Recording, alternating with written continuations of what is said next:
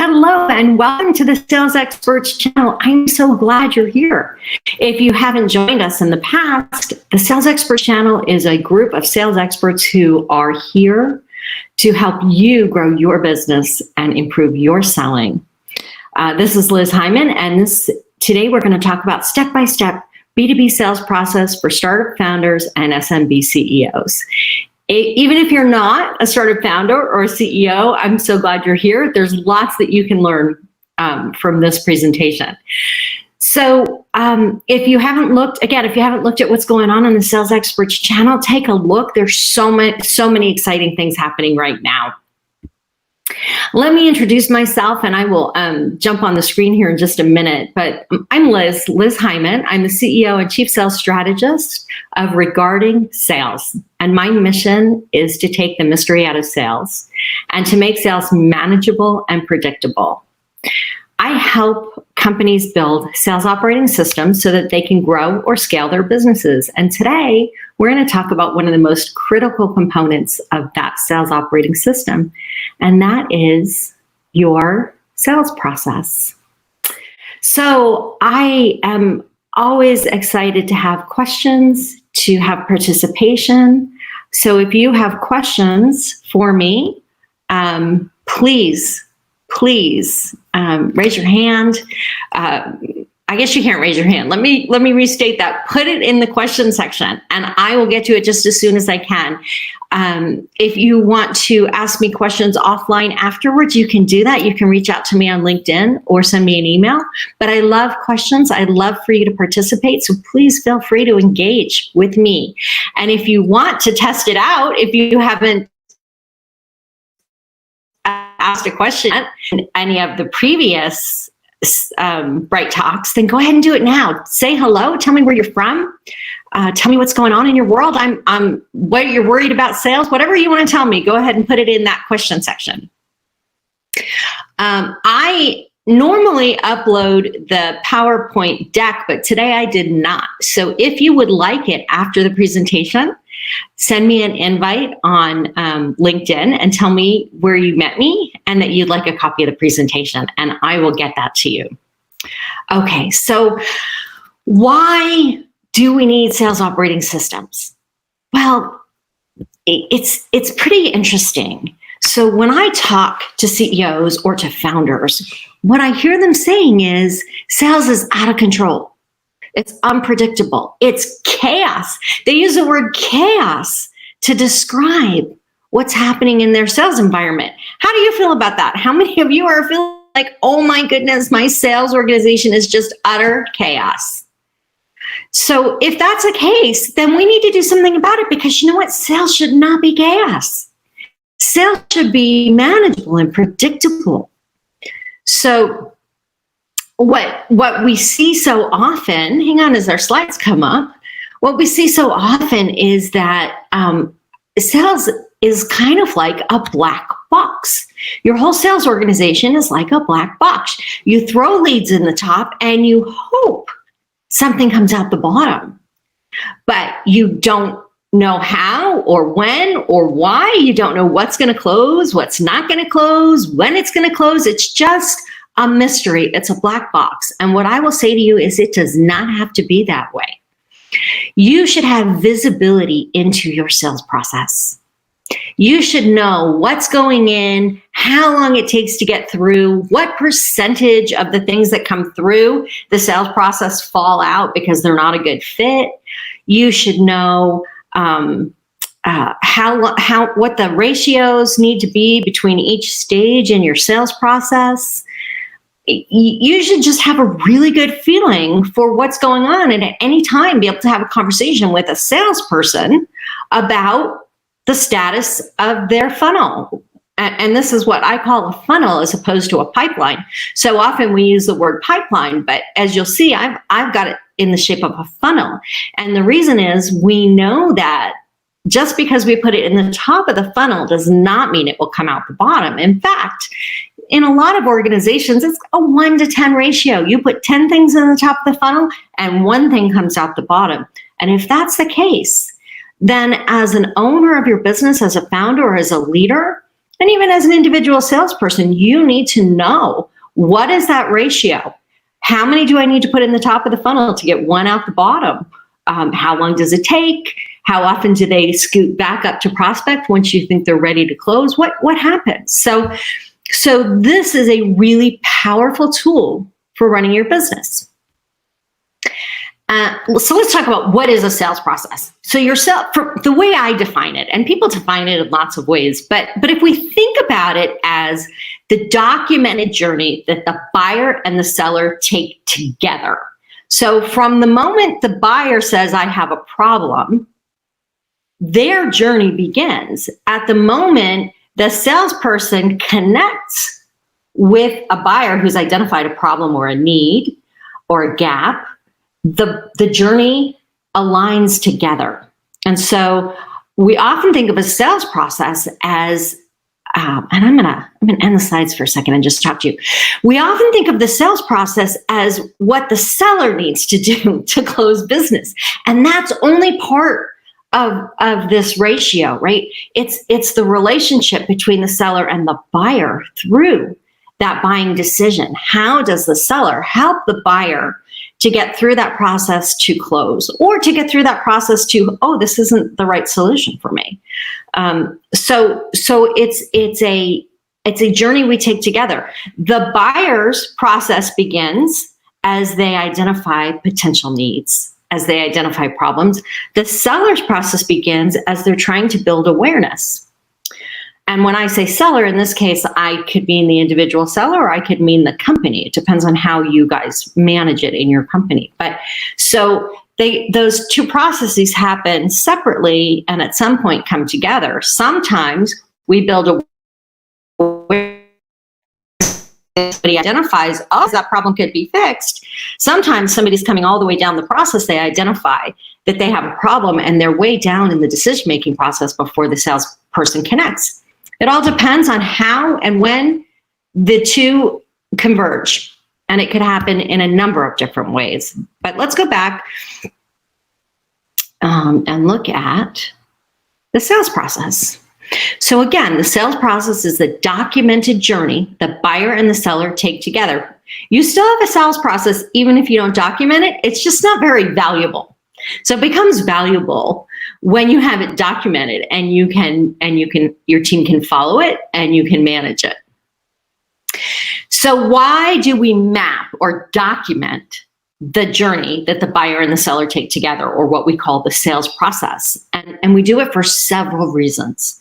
We do it so that we can support the buyer. The buyer has to make a decision. If we're worried about selling instead of helping them make a buying decision, we're likely to offend them. We're likely to push them away. We're likely to be unsuccessful. If we're there as a partner to help them make a buying decision, we're forging a relationship that helps us both be successful. The second reason is so that that as a seller, we can keep track of the steps. If you have a complex B2B sales process, keeping track of all of the steps with all of the prospects that you're working with can be overwhelming. So by mapping out that journey and then finding a place to keep that journey, we help our sellers to more effectively manage the sales process, manage their prospects, and to close more business. So it's a critical tool for our sellers to be successful. We map the journey so that we have better communication. So if I don't map the journey, when we're having conversations about a prospect or about all of the prospects in the funnel, our communication is really disjointed. My seller, my sales rep says something, I interpret it differently. We're having two different conversations and we walk away and I still don't know what's going on. And so my projections as an owner or founder are inaccurate. They're maybe even worse than inaccurate. They may not even be there. We may not even have projections because we don't understand what's going on. So the more carefully mapped that buyer process, the sales process, the better able we are to communicate around it. And we'll talk more about that in just a minute. And the final thing is that it helps us build tech tools. So here's the thing. We often think, I'm going to get a CRM and that's going to solve all my problems. I'll have this customer relationship management software tool, Salesforce or Copper or whatever it is that I'm going to have, Nimble. Somehow that's going to magically solve my problems, but it doesn't. It only makes more of a mess, and it makes more of a mess because we haven't mapped the sales process and all agreed on how to use it. So therefore, it's chaos. It's still chaos in the tool that we created. So whether you're using a program like Outreach, which automates your sales communication, or whether you're putting the stuff in a CRM or into even if you're just still using an Excel spreadsheet, the more clear you are about the sales process, the better able you are to implement the tools that you're using to support your sales team. So those tools do not solve the problem if you don't have the sales process in place. You've got to have the sales process in place first. So let's go back to the slides for a minute and let's talk about what does that mean. So it takes just a second for these slides to load, so forgive me for that. So we're going to map the journey.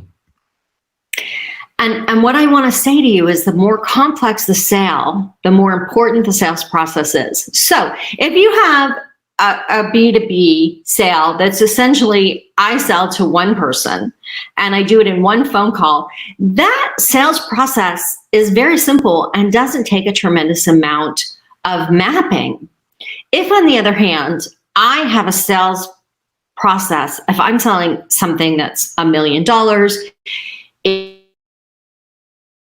it changes organization functions. It takes 6 months to 18 months to sell.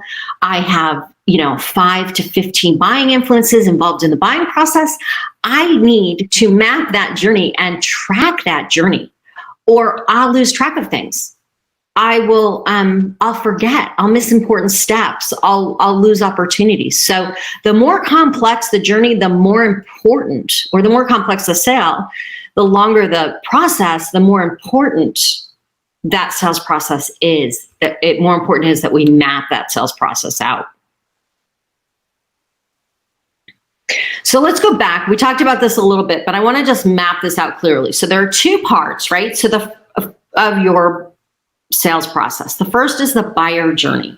So if we think about our buyer, what happens in their world? The first thing that happens is they recognize that they have a problem, or they see a gap between what they're doing now and what they could be doing, or something else makes them recognize they're looking for a solution. So I call that recognizing a problem. They become aware of a problem that they have. The next thing they do is they start looking for solutions. So when we are thinking about that, how are they going to look for solutions? Well, they might know that there's a company that exists that solves that problem, or they might just start typing stuff into Google, looking for articles, looking for information. They could do it any number of ways, but they begin the process of looking for solutions, alternatives, ways to solve the problem. Now, it might be that they're looking at specific kinds of technology, or it might be that they're looking at a number of different ways. I could hire people, I could use technology, I could outsource. There's a million ways I could solve this problem. So then the next thing that they're going to do is they're going to compare the solutions that they've identified. And then they're going to choose a solution. That's the process that they go through in order to make a buying decision. So how does that map? How does that map to the sales process? Well, let me map out what I call the stages of the sales process, and then we can talk about how they tie to what the seller's doing. So the sales process stages are, and notice I've got the INGs here. So the first one is prospecting, or prospect. So the first stage is prospect. I call it prospecting because during that stage, that is the activity that the sales or marketing person is doing. They're prospecting. The next one's qualify. And again, during the qualify stage, the salesperson is qualifying the lead to determine whether or not it's a good fit. Then the next one I call cultivate. Some people call it pursue. Some people call it verify. Doesn't really matter what you call it.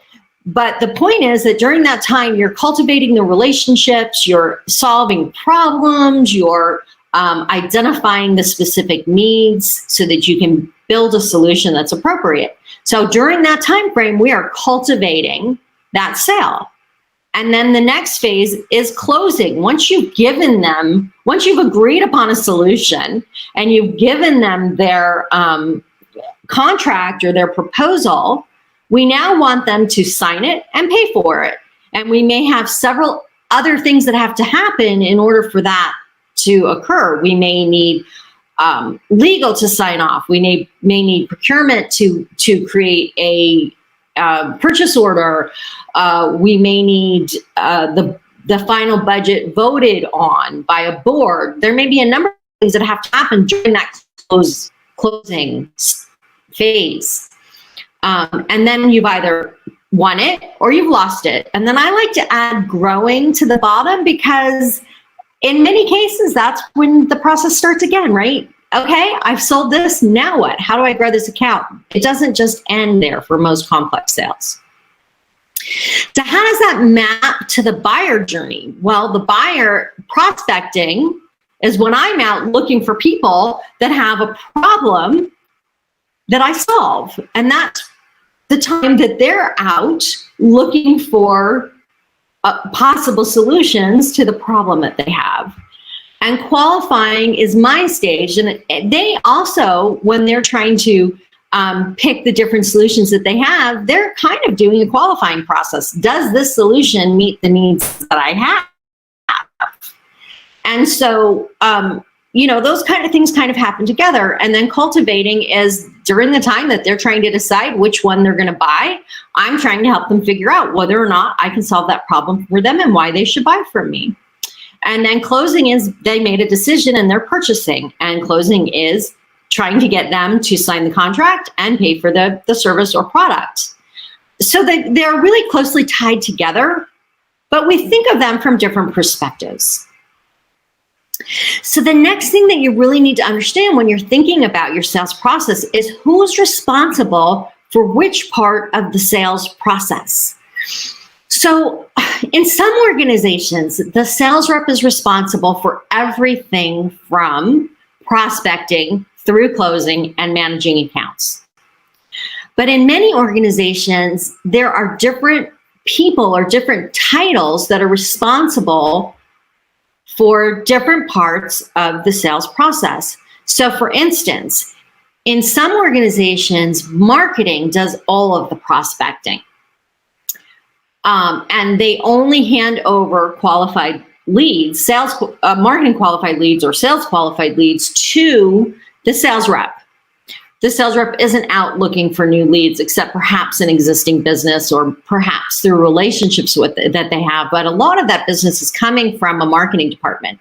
Some organizations have what we call MDRs, marketing development reps, or SDRs, sales development reps, who are cold calling and qualifying leads before they send them to the sales rep. So a marketing development rep typically takes inbound leads, tries to set an appointment, and in the process tries to qualify before they hand it to the sales rep. Now the sales rep has an appointment that they're going to, they'll start their sales process there with somebody who has already been qualified and is interested. Some organizations have an account manager who's only responsible for growing existing accounts. So, every organization is different, and what you need to decide is with the resources that are available to you, how are you going to break down the sales process to get the most, make your team the most effective they can be and to get the best results for the least investment? That's always what we want to do in sales, right? How do we get the most we can get with the least investment? We can always invest more, but then we want to get a better result. We don't want to just invest money into sales without a result that comes out of it. So if that's what the the sales process looks like, and if we're really thinking about how are we breaking it down, the next step in building your B2B sales process is understanding what are the components of an effective sales process. So I've given you the stages. So let's go back really quickly and look at those stages. So I've given you the stages: prospect, qualify, cultivate, close, close won, close lost, grow. Those are the stages. And what I'll say before we move on is those are the basic stages. Most companies do not need more than that. And if you want to have a conversation with me about why I label the stages that way and why I don't have things like, oh God, I just lost my word. Proposal to me is not a stage. It is an activity that happens during the stage when we're trying to close. So in close, typically that is the point when we've handed the proposal to the prospect and we want them to sign it, or we've handed the agreement, whichever it is that you use, the contract, to the prospect, and we want them to sign it and pay for it.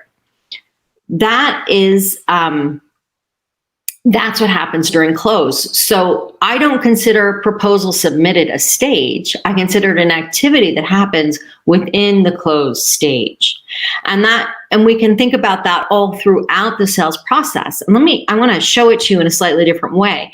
But I think the simpler your funnel is, the easier it is to put definitions around it, the easier it is to understand it, and the easier it is for your team to keep it updated. So I like a fairly simple funnel. Sometimes we need to add extra stages. If you want to talk about that with me, I would be happy to have a conversation with you about that. No obligation, just go to the attachments location. An appointment with me right there. There's a place to schedule an appointment, and I will talk through your sales process with you really quickly in a 30-minute session and make sure that you have the right stages for your team. Okay, so let's go back then to what are the components. So first, I have those stages. I need to define those stages. What does it mean in your organization to prospect? What does it mean in your organization to qualify? What does it mean in your organization to cultivate or pursue or verify? So the first thing is the definition of what we are doing during that stage. The next thing is what we call a gate, and that is what are the rules or criteria that have to be met in order to move from one stage to the next. The next is activities. What activities happen during the different stages?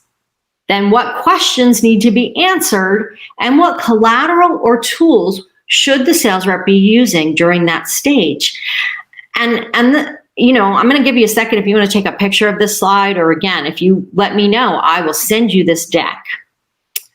But what I then do is take that and map it out. This is the process I go through with my clients, where we actually map it out. Here's the definition, here's the gate, the rules for moving from one stage to the next. Here are the activities that happen, the questions that need to be answered, and the collateral or tools that we use during that stage. This is a really powerful document. It looks really simple, but once you've mapped this, you can now hand that to whoever's building your CRM and say, make my CRM match this. Okay, so what do you do with this sales process once you've created it? Well, one, we've already talked about. You can now build a CRM that makes sense, that helps you understand what's going on in your organization. Two, you can build a content strategy.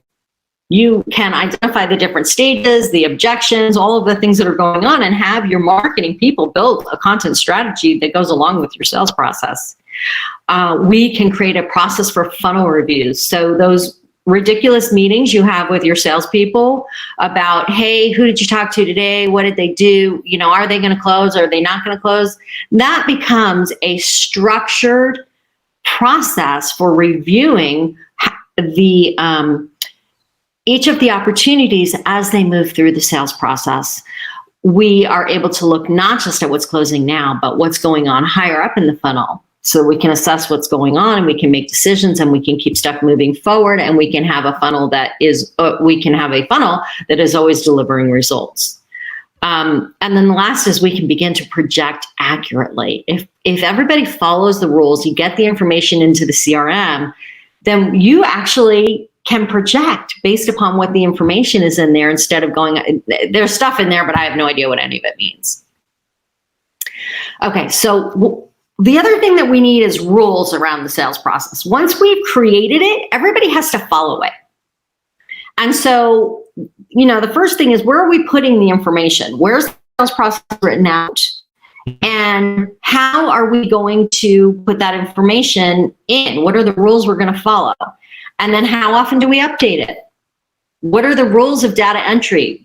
What are the rules of moving it from one stage to the next? How often does it have to be updated? What information absolutely has to be in there when? Those are all rules that you create, so that when you're looking at your CRM or your Excel sheet or whatever it is that you're using, you all understand what it means. And then you have to make a decision about who sees this. Does accounting see it? Does the CFO see it? Does production see it? Who needs to see this, and how much do they need to understand? Remember that when you create a sales process and you start asking people to follow it, you're creating a culture change. And when you change culture, you have to use it, reinforce it, teach it. You have to make sure that it's all happening together. So really quickly, what's the end result? You have a predictable revenue stream. And to me, for founders, that is just critical. You also have the ability to manage the seemingly unmanageable. You have fewer mistakes and you have more sales revenue. So I have not seen any questions. If you do have questions, please feel free to ask them and just go to the question section. And again, there are several attachments that you might find interesting. If you look at them, there's an article on using your funnel or your business. So that's the next step from understanding what your sales process is. Now you need to understand how to use that to run your business. So there's an article on building a sales operating system. There's actually a guide. There is a guide, the 7 steps to build a successful sales strategy, which you may find useful as you're thinking about this. And there's a place where you can make an appointment with me. And then there's a link to the Regarding Sales website, where you can read articles, learn more about sales operating systems, and you can watch. There are a ton of webinars in there that you can watch.